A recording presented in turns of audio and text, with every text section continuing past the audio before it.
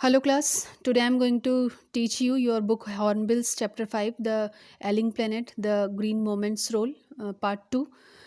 In the previous class I have already explained you the chapter about the chapter that this chapter focuses on the factors that are responsible for the declining health of the earth. The chapter was originally an article written by the Nani Palkiwala, which was published in the newspaper, the Indian Express of on November 23, 1994. मैंने आपको पहले ही बता दिया था previous class के अंदर ही कि ये लेसन है ये आप ये उसको फोकस करता है कि जो हमारा जो प्लेनेट है, ये जो अर्थ है, ये कैसे ये अपने डिक्लाइन की ओर जाता जा रहा है। और क्योंकि अगर हमारा प्लेनेट अगर डिक्लाइन की ओर जाएगा तो हमारी जो ह्यूमन बींग्स है, हमारा भी एक ना एक दिन अंत हो जाएगा if we have not control it, अगर हमने इसको कंट्रोल नहीं किया तो। Now start with today's pages.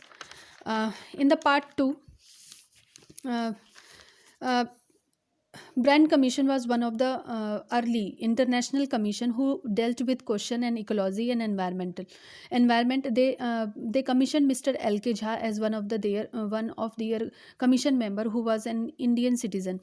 His first report raised a question that are we going to leave a burnt planet with its desert, poor landscape and a poor environment for our future generations. Means कि जो brand commission था, उन्होंने जो international commission है, उन्होंने पूरा अपना ecological environmental के बारे में बताया। और उन्होंने मिस्टर एल के झा जो थे वो उनके चीफ कमिश्नर के रूप में थे, और जो कि भारतीय मूल के थे।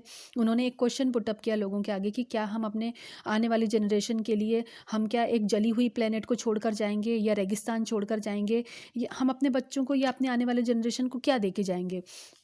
Okay, Mr. Lester R. Brown, in his thoughtful book, The Global Economic Prospect, points out that the Earth's principal biological system are four: fisheries, forest, grassland, and croplands. These four systems provide food and raw materials for industry, except for minerals and synthetics. These systems have reached an unsustainable point where their productivity has impaired.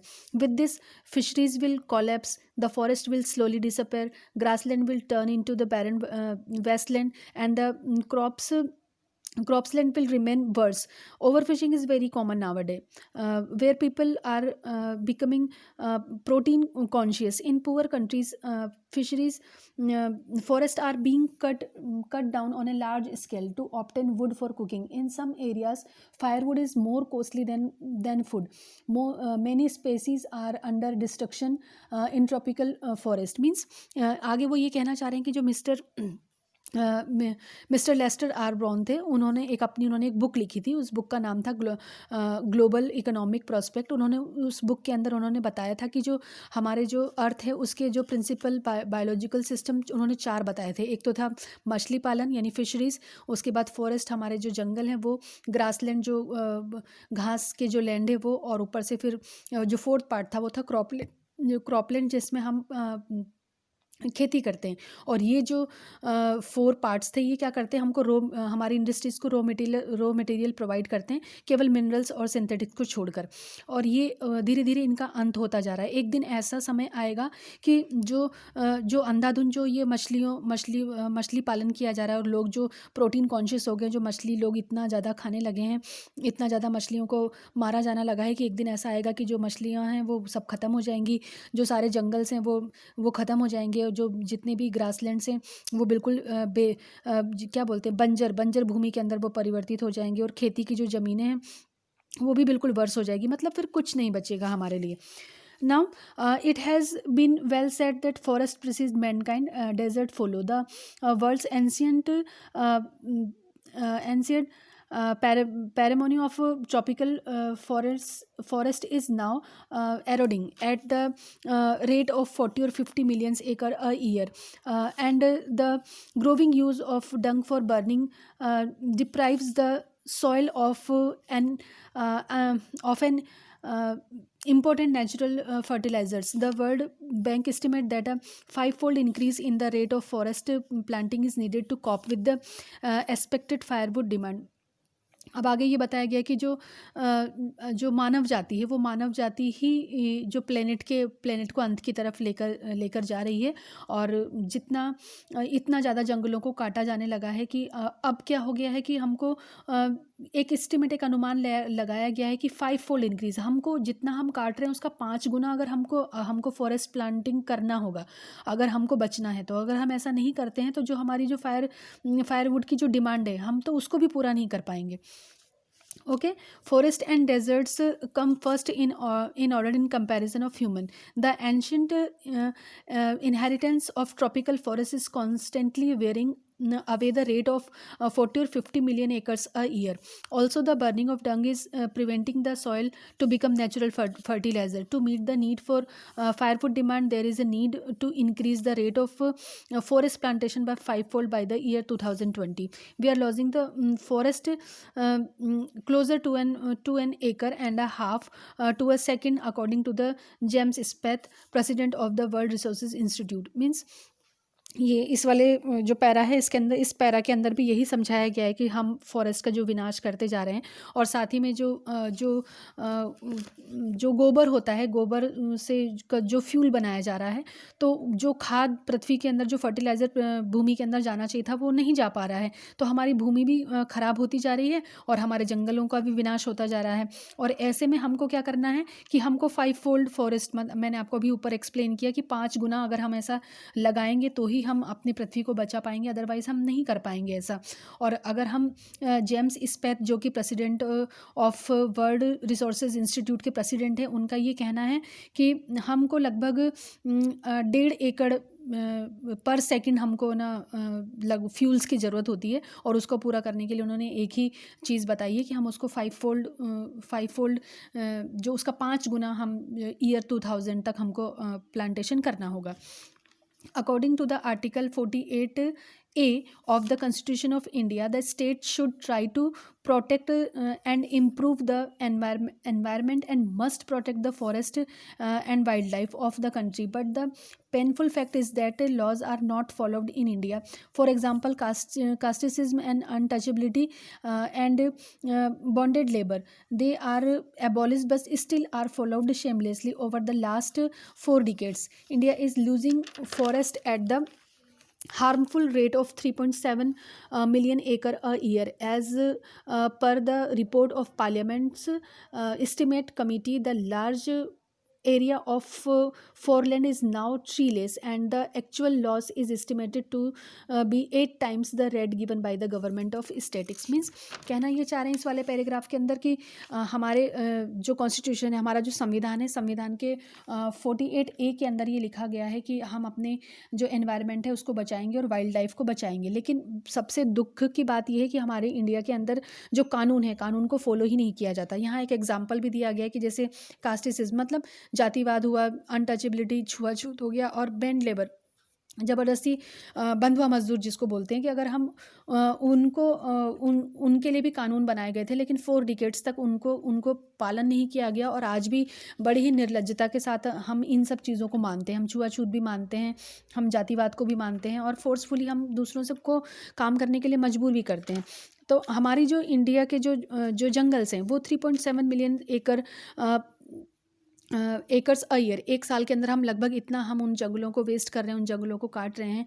और जो हमारे government ने जो एक record दिया, वो record केवल दिखाने के लिए, उससे कहीं ज़्यादा उपयोग हम अपने वनों के पेड़ों को काटने में कर रहे हैं। According to the 3 years study conducted by the United Nation using satellite and aerial photography, our environment has got so bad that in 88 countries it has reached the critical stage. Growth of world population of such a fast rate is one of the strongest reason behind the distortion of the future of mankind. When it took more than a million years to reach the first billion population, in the next 100 years the population number increased by the next billion numbers. In the 20th century, the population reached 3 to 7 billion and the present number is 5 to 7 billion. Presently the case is of the population increasing by 1 million every 4 days. Means कहने का मतलब ये है कि according to the 3 years study, मतलब जो United Nations हैं उन्होंने सैटेलाइट के द्वारा और जो सैटेलाइट से जो फोटोग्राफ्स लेते हैं, फोटोग्राफ्स के ज़रिए हमको ये पता लगा है कि 88 कंट्रीज़ जो हैं वो बिल्कुल अपने क्रिटिकल स्टेज पे पहुंच गई हैं, क्योंकि वहाँ पर उन्होंने बहुत ज़्यादा अपने वनों को नष्ट कर दिया है, पेड़ों को काट दिया है। और एक तो ये रीज़न है कि हमने जंगलों को काट दिया, और दूसरा रीज़न है कि यहाँ जो पॉपुलेशन की जो रेट है वो कंटिन्यूसली बढ़ रही है। और ये इस तरह से पॉपुलेशन का बढ़ना और जंगलों का घटना, ये प्लेनेट को किधर ले जा रहा है, प्लेनेट को विनाश की तरफ लेके चला जा रहा है। और बताया गया है कि हमको मतलब फर्स्ट 100 years में हमको फर्स्ट बिलियन पॉपुलेशन आने में टाइम लगा, लेकिन उसके बाद फिर 20th century तक हमारी जो जो जो नेक्स्ट जो बिलियन था वो बहुत जल्दी हो गया। और अभी हमारा ये अनुमान लगाया गया था कि 3 to 7 बिलियन तक हमारी पॉपुलेशन होगी, लेकिन अगर हम आज देखें तो 5.7 बिलियन, अगर हम 5.7 बिलियन हमारे ओवरऑल जो वर्ल्ड की है वो पॉपुलेशन है। और ये जो पॉपुलेशन जो रेट है वो जिसके जो बढ़ने का जो रेट है वो 1 million every 4 days, मतलब हर 4 दिन में हम 1 million हमारी जो विश्व की जो जनसंख्या है वो बढ़ती है। सो development is the best possible solution for overpopulation. It can help in reduction in fertilizing and raise in income, to spread more education and improvement in health. But if the number of population will keep increasingly, it may not help in attaining any kind of development, as the rich get richer and the poor birth children who are bound to remain poorer. More population will lead to more unemployment. Women should not be treated like a cattle who are sterilized by force, but to control population, some elements of force has to be put on for family planning. And now humans have to choose between population control and keeping up with poverty. Means अब उन्होंने बोला कि अगर हमको इन सबसे बचना है तो हमको सबसे पहले डेवलपमेंट की ओर बढ़ना पड़ेगा। डेवलपमेंट एक ऐसा है जो हमारे जो ओवर पॉपुलेशन है उसको भी कंट्रोल करेगा। और अगर हमारा डेवलपमेंट होगा तो हमारा फर्टिलाइजेशन भी बढ़ जाएगा और हमारी इनकम भी बढ़ेगी, हम एजुकेशन के हमारे रास्ते खुल जाएंगे, हमारे जो हेल्थ है हेल्थ में इम्प्रूवमेंट होने लगेगा अगर हम डेवलपमेंट करते हैं तो। और जो हमको करना क्या है कि जो हमारा जो number of increasing of population है, जो जनसंख्या कंटिन्यूसली बढ़ रही है, हमको उसको कंट्रोल करना होगा। अगर हम उसको कंट्रोल नहीं करेंगे तो जो रिचर गेट रिचर, जो अमीर है वो अमीर रहेगा और जो गरीब है वो बेचारा अपनी आस में ही कि मेरा कभी दिन सुधरेगा, वो उस आस में ही ख़त्म हो जाएगा। और कहने का मतलब ये है कि हम ह्यूमन बींग्स को हमको जानवरों की तरह ट्रीट नहीं करना है और लोगों की मेंटलिटी को हमको बदलना है। लोगों के अंदर फैमिली प्लानिंग के बारे में लोगों को जागरूक करना है कि अगर हम वो फैमिली प्लानिंग करते हैं तो इससे क्या होगा, आपकी जो जनसंख्या है वो कंट्रोल हो जाएगी। और अगर हम ऐसा कर लेते हैं तो हम अपने आप को भी बचाएंगे, साथ में अपने प्लेनेट को भी बचा रहे हैं। और साथ ही में अब ह्यूमंस को हमें फोर्स करना होगा कि वो डिफरेंस करें, वो उनको ये समझाना होगा कि आपको दो में से एक चूज़ करना होगा, या तो आप पॉपुलेशन कंट्रोल या तो करिए, और अगर आप पॉपुलेशन कंट्रोल नहीं करते हैं तो फिर आप गरीबों की तरह आप जीना सीख लीजिए। Okay, now the population of India is 920 million, that is more than the population of Africa and South America together.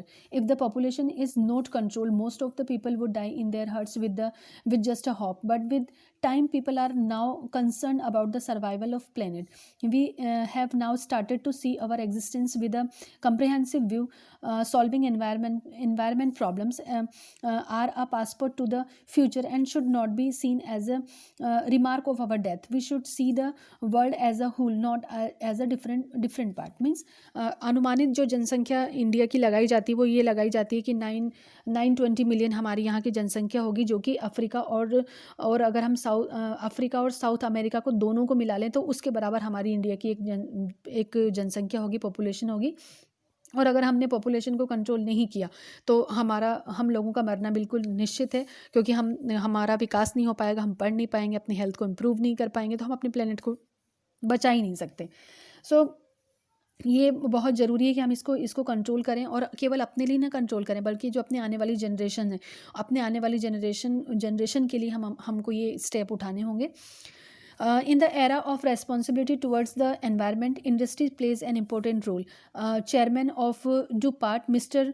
Woolard, declared himself as chief environmental officer, and such attitude in other businessmen can have a great effect on the transformation.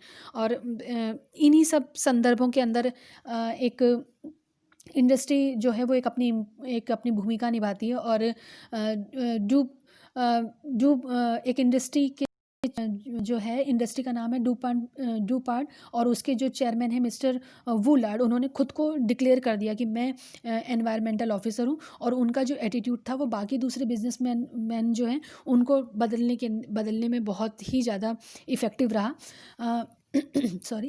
When Margaret Thatcher was the prime minister, her one statement which was so well chosen, she said that no human on this earth holds a permanent tenure. We all hope life position and full repairing lease. Means उनका ये Margaret Thatcher जब prime minister रही थी तो उन्होंने एक बहुत अच्छा सेंटेंस कहा था इन्हीं सब चीज़ों, ये जो मैटर मैंने आपको बताया उस पूरे मैटर के ऊपर, वो कि एक बहुत ही रिमार्केबल स्टेटमेंट था. उस स्टेटमेंट में उन्होंने कहा था कि कोई भी मनुष्य परमानेंट इस पृथ्वी पर रहने के लिए नहीं आया, बल्कि हमको इस पृथ्वी पर हम आए हैं तो हम इसको रिपेयर करने से मतलब इसको हम बचाएंगे अपनी आने वाली जनरेशन्स के लिए. तो ये बहुत ही उनके बहुत अच्छे लाइंस थी उनके द्वारा कही गई. और according to mister Lester Brown, we have borrowed the earth from our children. और मिस्टर लेस्टर ब्राउन ने तो ये तक कहा कि हमने जो ये पृथ्वी है अपने बच्चों से उधार ली. उनका कहने का मतलब ये था कि हम तो रह ही रहे हैं लेकिन हमको अपने इसको आने वाली जनरेशन को भी देना है. So we have to preserve our forest and जो बायोलॉजिकल जो मैंने आपको बताया था कि हमको चारों चीज़ों को बचाना होगा. हमारी फिशरीज़ को बचाना होगा, फॉरेस्ट को बचाना होगा, ग्रासलैंड को बचाना होगा और क्रॉपलैंड्स को बचाना होगा. अगर हमने इनको बचा लिया और साथ ही में अगर हमने अपनी पॉपुलेशन को कंट्रोल कर लिया, हम अगर डेवलपमेंट की तरफ गए तो हम अपने प्लेनेट को बचा लेंगे.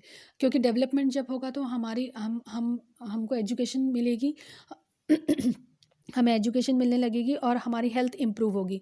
और इन सब चीज़ों के लिए हमको क्या करना पड़ेगा, लोगों के अंदर अवेयरनेस को लाना होगा. So students, this is the explanation of your chapter. I understand this is a very lengthy topic to understand you, but आप इसको ट्राई करिएगा. मैं आपको नोट्स जल्दी ही इस लेसन की सेंड करूँगी. नीचे को फिर कुछ क्वेश्चंस दिए हैं, you have to solve this question in your fair copy. If you have any problem in solving the questions and in explanation of the chapter, you can ask me. Till then, goodbye.